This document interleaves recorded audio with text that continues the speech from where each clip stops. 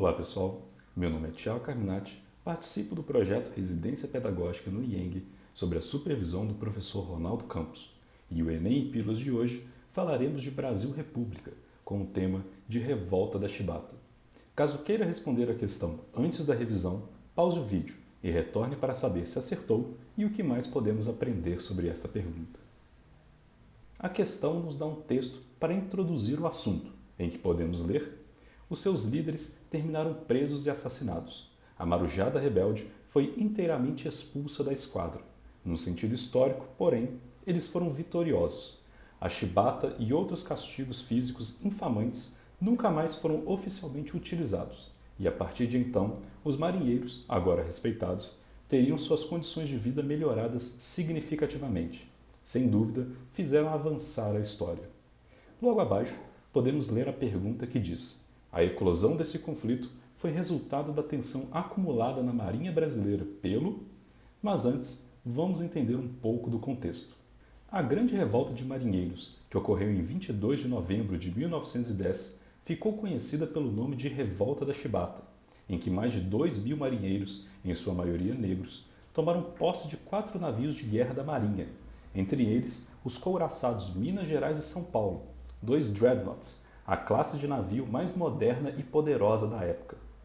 Essa revolta não se deu por uma grande reivindicação de cunho político, mas sim por um objetivo principal: a melhoria das condições de trabalho na Marinha e o fim imediato dos castigos corporais aplicados aos marujos, como a chibatada amarrada ao tronco, tal como se era utilizado durante a escravidão.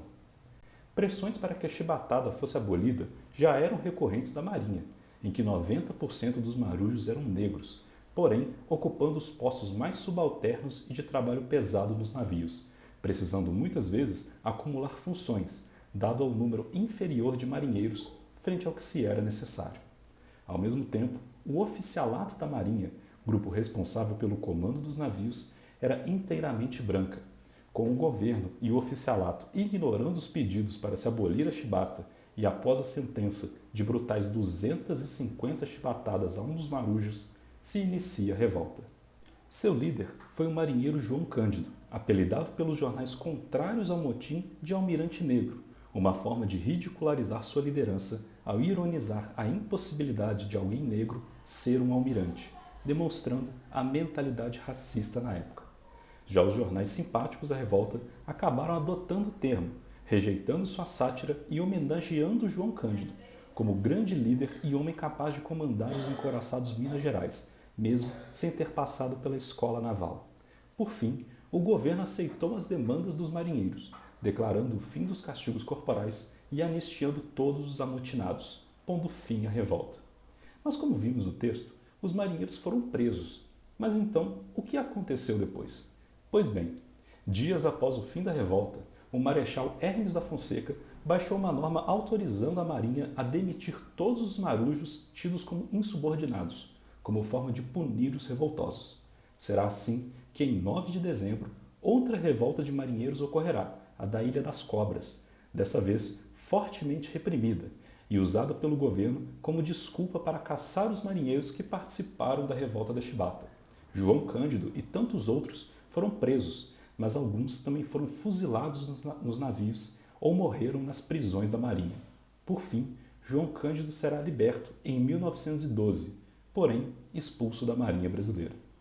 Agora que passamos pelo contexto da revolta da chibata, vamos de ponto a ponto para descobrirmos a resposta correta.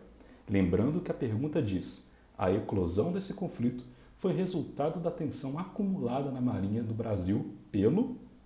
Opção A: engajamento de civis analfabetos após a emergência de guerras externas.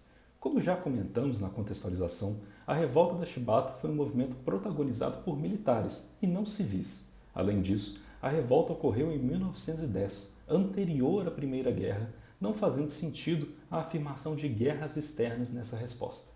Opção B: insatisfação de militares positivistas após a consolidação da política dos governadores. A política dos governadores diz respeito aos arranjos oligárquicos e coronelistas característicos da política da Primeira República. Porém, o movimento que fará oposição a isso será o tenentismo, não tendo relação direta com a revolta da chibata. Opção C: rebaixamento de comandantes veteranos após a repressão a insurreições milenaristas. A revolta da Chibata em nada tem a ver com qualquer forma de insurreições milenaristas, com essa questão servindo muito mais como um distrator do que qualquer outra coisa. Opção D. Sublevação das classes populares do campo após a instituição do alistamento obrigatório. De fato, podemos identificar grande insatisfação das classes populares com a política de alistamento obrigatório, em especial nas regiões mais interioranas e pobres. Porém, essa insatisfação não se mostra como motivo da eclosão da revolta da Chibata. Opção E. Manutenção da mentalidade escravocrata da oficialidade após a queda do regime imperial. Como vimos na contextualização, a principal reivindicação dos marinheiros era o fim dos castigos físicos e melhores condições de trabalho. O uso do tronco e da chibata em uma marinha majoritariamente negra mostra muito bem como diversos elementos da mentalidade escravocrata brasileira não deixaram de existir após a abolição. Bom, como podemos perceber com a revisão, a resposta correta é a opção E, manutenção da mentalidade escravocrata da oficialidade após a queda do regime imperial. E você, acertou a questão? O que achou dessa revisão? Deixe um comentário e nos conte qual outro tema gostaria que abordássemos. Esperamos ter ajudado e até a próxima!